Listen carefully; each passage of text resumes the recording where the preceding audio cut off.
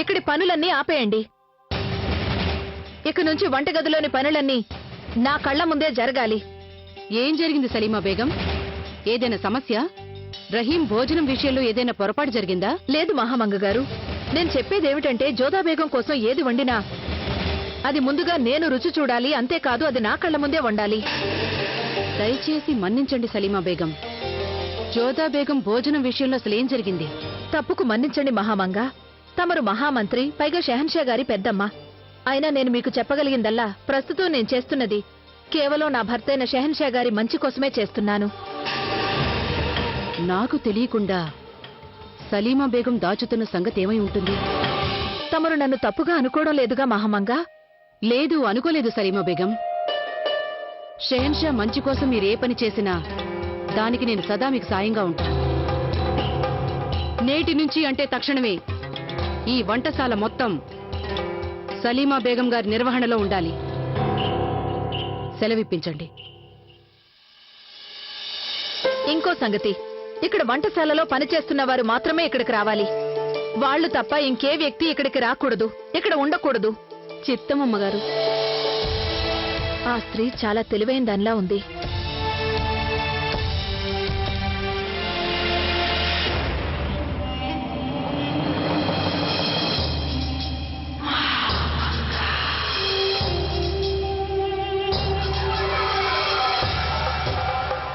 మహామంత్రి గారు, అంత శ్రద్ధగా వంటగది వైపు దేనికి చూస్తున్నారు మీరు? మొఘలాయి సామ్రాజ్యపు మహామంత్రిని నేను. తప్పు జరిగే అవకాశం ఉన్న చోట కన్ను వేసి ఉంచటం అవసరం. ఏం తప్పు జరిగింది హుజూర్? రేషం నాకేం అర్థం కావటం లేదు. సలీమా బేగం నా నుంచి దాస్తున్న రహస్యం ఏమిటి? జలాలేమో నాకేమీ చెప్పటం లేదు. నేను యాత్రలకి వెళ్ళొచ్చేసరికి ఇక్కడ అంతా తలకిందులైపోయింది. నాకు కూడా ఏమీ అర్థం కాలేదు హుజూర్. రేషం, జలాల్కి తెలుసు జోదా బేగం గర్భంలో ఉన్నది వేరొకరి బిడ్డని. అలాంటప్పుడు అతను మహారాణి గారి సమక్షంలో ఎందుకు అబద్ధం చెప్పినట్టు? ఆ బిడ్డ తనదేనెందుకన్నాడు? నిస్సందేహంగా జలాల్ జోదా బేగంని ఆగ్రాలోనే ఉంచటానికి ఏదైనా సాకు వెతుకుతున్నాడనిపిస్తోంది. ఇక్కడ చూస్తే ఆ సలీమా బేగం వచ్చి రాజ వంటశాలని తన నిర్వహణలోకి ఎందుకు తీసుకుంది? జోదా బేగంకి వండే వంటలపై ఆవిడకు కన్ను వేసి ఉంచింది. అసలేం జరిగి ఉంటుంది? జలాల్ నా నుంచి ఏదో దాస్తున్నాడు. సలీమా బేగం కూడా ఆ పని ఎందుకు చేస్తోంది? దీని వెనుకేదో ఉంది. లోపలికి రావచ్చు. ఆదాబ్ హకీం సాహెబా, తమరితో ముఖ్యమైన పనుండి వచ్చాను. అయితే కాసేపు అక్కడ కూర్చోండి, నేను మందులకి మూతలు పెడుతున్నాను. అసలు సంగతి ఏమిటో చెప్పండి. ఒంట్లో బాగాలేదా? నిజానికి నాకు కూడా ఔషధాల గురించి బాగా తెలుసు. నేను వాడే ఔషధానికి కావలసిన వస్తువులు అయిపోయాయి. అవి మీ దగ్గర తీసుకుందామని వచ్చాను. ఏమిటా వస్తువులు? అవి 4 వస్తువులు: అరిటాకు రసం, వేపగింజల చూర్ణం, గసగసాల గింజలు, ఇంకా లవంగ భస్మం.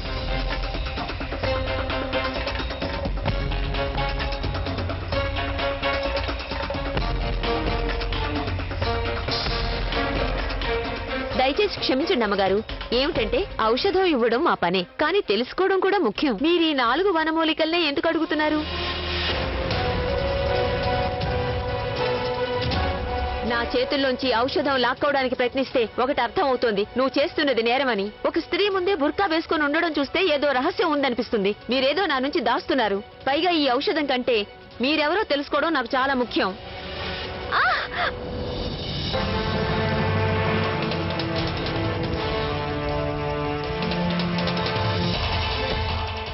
సలీమా బేగం గారు ఎక్కడా? ఇప్పటి వరకు ఇక్కడే ఉన్నారు. ఇప్పుడు ఎక్కడున్నారో తెలియదు.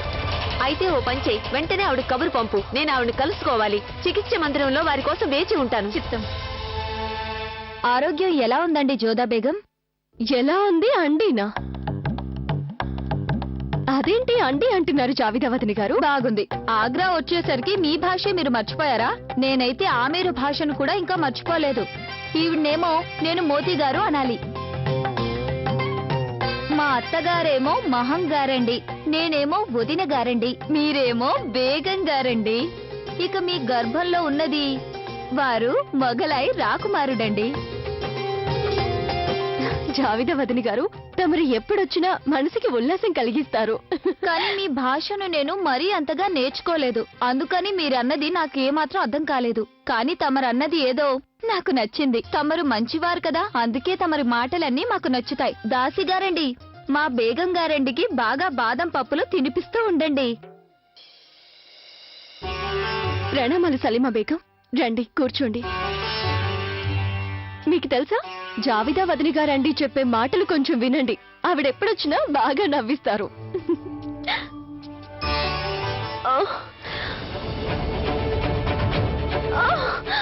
ఏమైంది జోదా బేగం? ఏమైంది జోదా?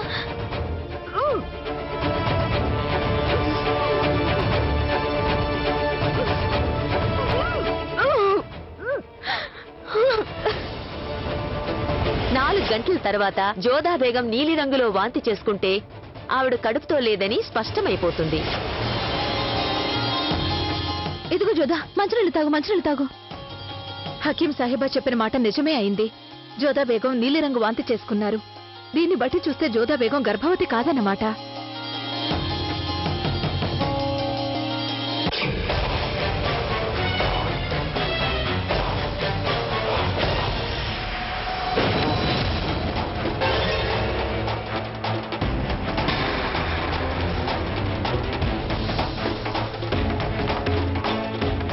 అక్కడ ఎందుకుంటుంది? ఇక్కడే ఎక్కడ ఉండాలి ఆవిడ. ఎక్కడికి పోతుంది? అటేమైనా ఉందేమో చూస్తా. ఉండు, ముందు ఆ తలుపులు మూసాయి, తెరిచుంటే పారిపోవచ్చు.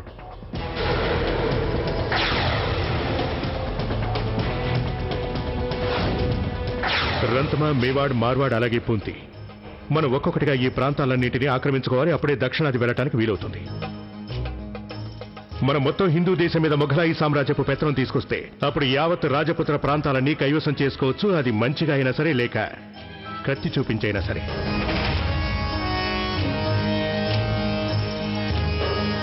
కాలం మెల్లగా నడుస్తోందేంటి? వైద్యురాలి మందు జోధా బేగం మీద పని చేసిందో లేదో మేము తెలుసుకోవాలి.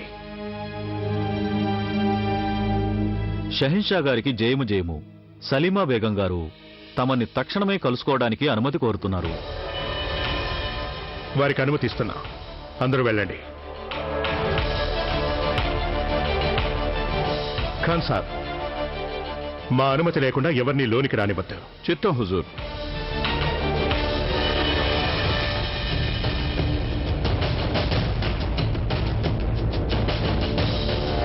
చెప్పండి సలీమా బేగం, చెప్పండి ఏం జరిగిందో. హకీం సాహిబా ఔషధం జోధా మీద ప్రభావం చూపిందా? హకీం సాహిబా మాట నిజమని తెలింది షెహన్షా. జోదా బేగం గారు నీలిరంగు వాంతి చేసుకున్నారు. ఆవిడ పూర్తిగా పవిత్రురాలు షెహన్షా. ఆవిడ గర్భవతి కానే కాదు. ఒకప్పుడు మీరే చెప్పారు సలీమా బేగం, ఒక్కోసారి ఊహలు అవాస్తవమే అయినా వాటిని నిజం చేసుకోవడానికి మనం పోరాడాలి అని.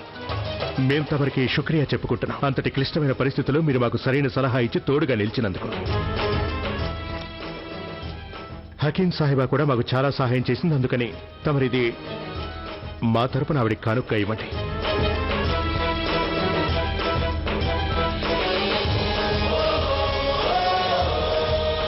ఎవరు మా జీవితంతో ఇంత నీచమైన ఆట ఆడుకుంటున్నారో ఆ నిజం మాకు తెలియాలి. అలాగే జోధా బేగం విషయంలో ఇంత ఘోరంగా ప్రవర్తించారా?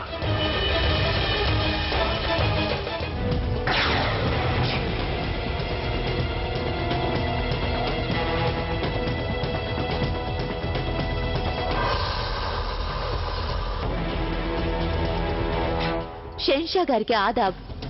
వ్యవధి తక్కువగా ఉంది షెహన్షా. నేను ప్రాణాపాయంలో ఉన్నాను. ప్రాణాలు పోవడానికి ముందు తమరికి తెలియజేయాలనుకుంటున్నాను. జోదా బేగంకి వనమూలికల రసం ఇస్తున్న వ్యక్తి బుర్కా వేసుకున్న ఒక స్త్రీ. ఇదిగో, ఇవాళ మనం హకీం సాహిబాను చంపకుండా వెళ్ళామంటే మన పని అయిపోతుంది. అర్థమైందా? నేను తన మొహాన్నైతే చూడలేకపోయాను, కానీ ఆ స్త్రీ చేతికి ఆకుపచ్చ రంగు కడియం, ఆకుపచ్చ రంగు దారం ఉన్నాయి. కాళ్ళకి గల్లుమనే గజ్జలు కూడా ఉన్నాయి. అటు చూడు, అక్కడే ఉంది.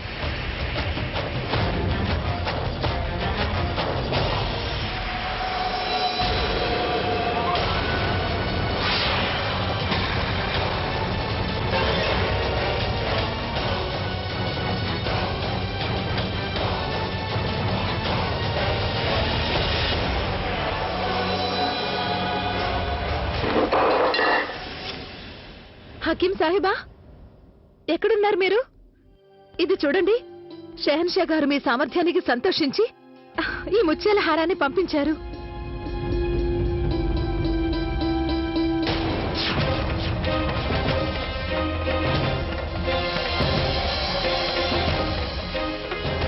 యా అల్లాహ్!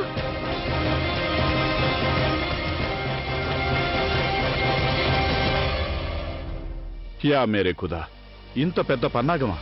షహన్షా గారు, అసలు జోదా బేగం గర్భవతే కానప్పుడు తమరు ఈ ఉత్సవాన్ని ఆపు చేయొచ్చు కదా. ఈ సంగతి తనకి తెలియకూడదని మా ఉద్దేశం ఖాన్ సార్. ముందు ఆ కుట్రని పన్నిన వారెవరో మనం తెలుసుకోవాలి. తమరు సరిగ్గానే చెప్పారు హుజూర్. మనం గనక కఠినంగా వ్యవహరించకపోతే ఈ కుట్రలు ఇలా నానాటికి పెరిగిపోతూనే ఉంటాయి.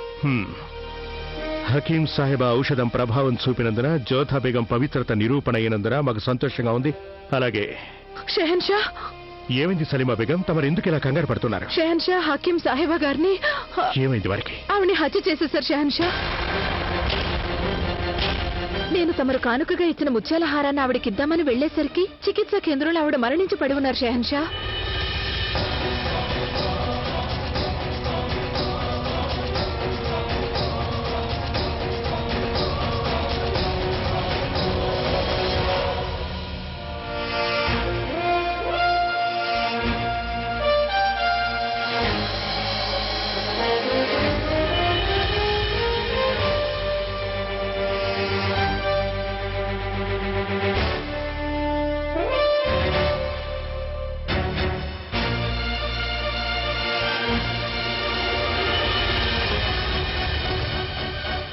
చాలా దారుణంగా హత్య చేశారు హుజూర్.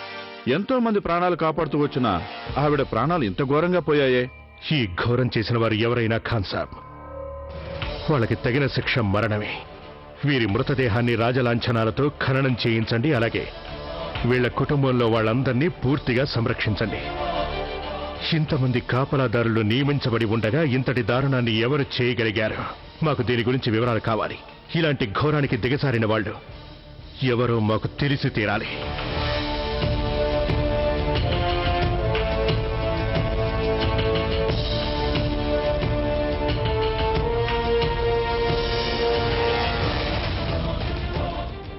ఆగండి.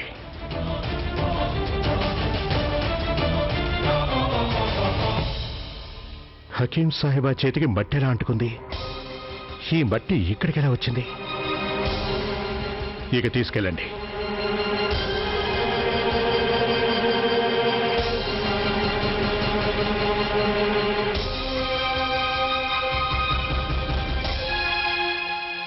తమరు హకీం సాహెబా గారిని అంత తీక్షణంగా ఎందుకు చూశారు షెహన్షా? చెప్తాం.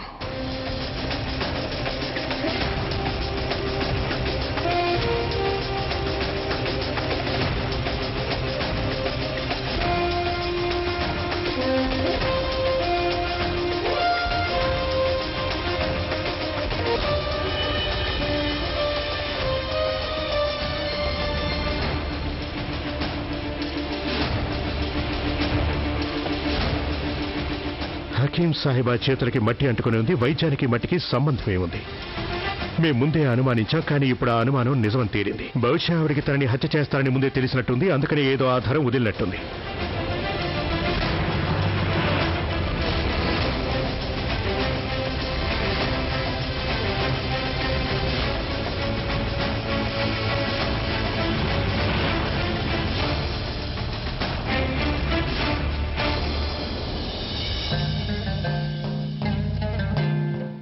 ఇది కాస్త చదివి పెట్టండి.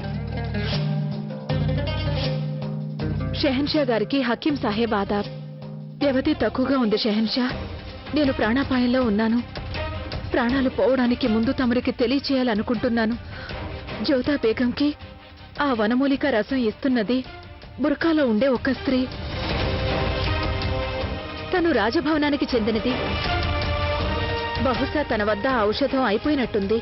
దానికోసం నా వద్దకొచ్చింది. నేను తన మొహాన్ని చూడలేకపోయాను.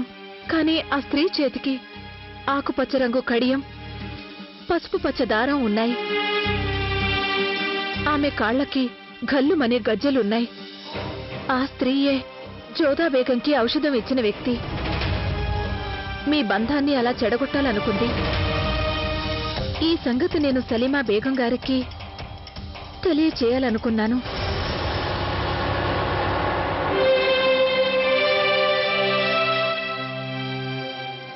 ఈ స్త్రీనే షెహన్షా. నేను ఆమెను వంటశాలలో చూశాను. తన మొహం సరిగ్గా చూడలేకపోయాను. అయితే నేను ఆ స్త్రీ కళ్ళను చూడగలిగాను. అప్పుడు ఆ సమయంలో తన కాళ్ళకి గజ్జలున్నాయి. ఆ గజ్జల మోత వల్లే నా ధ్యాస తన వరకు వెళ్ళింది. ఇది ఆ స్త్రీయే అయ్యుంటుంది. హకీం సాహిబాని ఎందుకు హత్య చేశారో ఇప్పుడు అర్థమవుతోంది. హకీం సాహిబా ఆ స్త్రీని అనుమానించి ఉంటుంది, అందుకే హత్య చేశారు. ఆ స్త్రీయే జోధాకి ఔషధం ఇస్తుందని పసిగట్టుంటుంది. ఆ సంగతి మాకు ఆవిడ చెప్పేస్తుందేమోనని అనుమానంతో ఆవిడ చంపేసినట్టుంది. కానీ ఒప్పుకోవలసిందే, హకీం సాహిబా చనిపోతూ కూడా తన విశ్వాస పాత్రతని రుజువు చేసుకుంది. ఆ స్త్రీ గుర్తులు తెలియజేసి మాకు ఎనలేని సాయం చేసింది. కాపలా వాళ్ల కంట పడకుండా ఈ హత్య ఎలా చేయగలిగారో ఇప్పుడు మాకు చాలా స్పష్టంగా అర్థమవుతోంది. మాకు జోధా బేగంకి మధ్య దూరాలు కల్పించాలనుకుని ఆ వ్యక్తి ఈ భవనంలోనే తిరుగుతున్నట్టుంది. మేము జోధా బేగం మీద కోపంతో ఆమెను చంపేస్తామని అనుకున్నట్టుంది ఆ స్త్రీ. లేదా జోధా బేగం చెడ్డ పేరుతో ఆగ్రా వదిలేస్తారు అనుకుంది. మనం అప్రమత్తంగా ఉండాలి సలీమా బేగం. చేతికి పచ్చరంగు కడియం దారం కట్టుకుని ఉన్న ఆ స్త్రీ ఎవరో మనం కనిపెట్టాలి. తన గుర్తులు మనకు తెలిసిపోయినట్టుగా ఆ స్త్రీకి తెలియనివ్వకూడదు సలీమా బేగం. గుర్తుంచుకోండి, ఇక్కడ జరిగింది మీరు ఎవరూ చూడనూ లేదు, విననూ లేదు. అలాగే మంత్రి గారు. హుజూర్, తమరు సరేనంటే ఈనాటి ఉత్సవాన్ని రద్దు చేస్తాం. ఉత్సవం తప్పక జరగాలి ఖాన్ సాబ్. అయితే ఆ స్త్రీ గుర్తులు మనకు తెలిసాయని తనకు తెలియటం మాకిష్టం లేదు. ఉత్సవం అంటే అందరూ వస్తూ ఉంటారు కదా. అప్పుడు వాళ్ళ మధ్యలో మనకున్న గుర్తులు బట్టి ఆ స్త్రీ ఎవరో ఏంటో తెలుసుకోవడం చాలా తేలిక. జోధా బేగం గర్భవతి కానందువల్ల ఈ ఉత్సవానికి ఎలాంటి అర్థం లేదు. కానీ ఆ నేరస్తుడెవరో తెలుసుకోవాలి అంటే మేము ఈ ఉత్సవంలో తప్పక పాల్గొని తీరాలి. తమరి ఆదేశం అమలు చేయబడింది హుజూర్. హకీం సాహిబాని హతమార్చేశాం. కానీ ఆవిడ శవాన్ని అక్కడి నుండి తొలగించలేకపోయాం. సైనికులు కంటపడతామని భయపడ్డాం. సరే, నిజం ఎవరికీ తెలిసి ఉండదు, అలాగే తెలియకుండా ఉండాలి. ఇవాళ ఆ ఉత్సవం అయిపోతే చాలు. ఈ రాత్రి ఆ స్త్రీ తన పని చేసేస్తుంది. దాంతో కథ ముగిసిపోతుంది. ఇక వెళ్ళండి.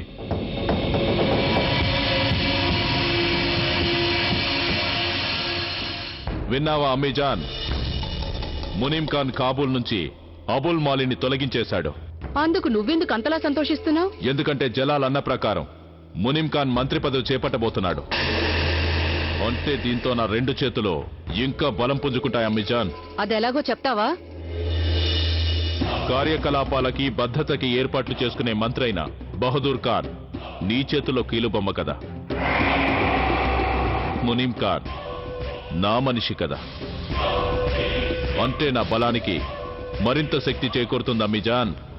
అది సరే ఆదాం ఖాన్, నాకొకటి మాత్రం అర్థం కావటం లేదు. ఆ జలాలేమో అందరికీ పదోన్నతిస్తున్నాడు. జలాల్కి సన్నిహితులైన వాళ్ళు ఎవరైనా ఉంటే అది ఖాన్ సాబ్ ఒక్కడే. నా భయం ఏంటంటే జలాల్ ఆ ఖాన్ సాబ్ని మహామంత్రిని చేస్తాడేమోనని. నా మీద నమ్మకం ఉంచు అమ్మీజాన్. నేనుండగా ఖాన్ సాబ్ ఎప్పటికీ మహామంత్రి కాలేడు. ఆ ఖాన్ సాబ్కి అంత పెద్ద పదవి దక్కడానికి నాకు కూడా ఇష్టం లేదు ఆదాం ఖాన్. తెలియని వాడంటే కీలెరిగి వాత పెట్టగలిగేవాడే తెలివైనవాడు. ఒకవేళ మన రోజులు బాగుండక జలాల్ కనుక ఖాన్ సాబ్ని మహామంత్రిగా నిర్ణయం చేస్తే అప్పుడు ఏం చేయాలో మనం ఇప్పుడే నిర్ణయించుకోవాలి. ఖాన్ సంగతి మనం తర్వాత చూసుకోవచ్చు. ముందు నాకు ఈ సంగతి చెప్పు. మొఘలాయి సామ్రాజ్యానికి కాబోయే వారసుడి విషయంలో నువ్వేం ఆలోచించావు? మొఘలాయి సామ్రాజ్యానికి వారసుడే అవుతాడో లేక అనాథే అవుతాడో బిడ్డ పుట్టాక వాడి మొహం చూసే చెప్పగలుగుతాం ఆదాం. అంటే దాని అర్థమేమిటంటే ఆదాం, ఈ భవనంలో మొదటిసారిగా నాకు తెలియకుండా నాకు అర్థం కానివి ఎన్నెన్నో జరుగుతున్నాయి. అది నిజమే అమ్మీజాన్. అంతఃపురంలో జరిగే సంగతులు జలాల్కి తెలియకుండా ఉండటం ఎంత మాత్రం నమ్మశక్యం కాదు. అదేగా, జలాల్కి అన్ని సంగతులు తెలుసు. జోధా బేగంకి జలాల్కి మధ్య ఈ విషయంలో గొడవ కూడా జరిగింది. అయినా కూడా జలాల్ ఈ ఉత్సవంలో అందరి ముందు తాను తండ్రి కాబోతున్నానని ఎందుకు వ్యక్తం చేయబోతున్నాడో అర్థం కావటం లేదు. అర్థం కావడానికి ఏముంది అమ్మీజాన్? తమరి ప్రియమైన జలాల్ జోధా బేగం ప్రేమలో పడి గుడ్డివాడైపోయాడు.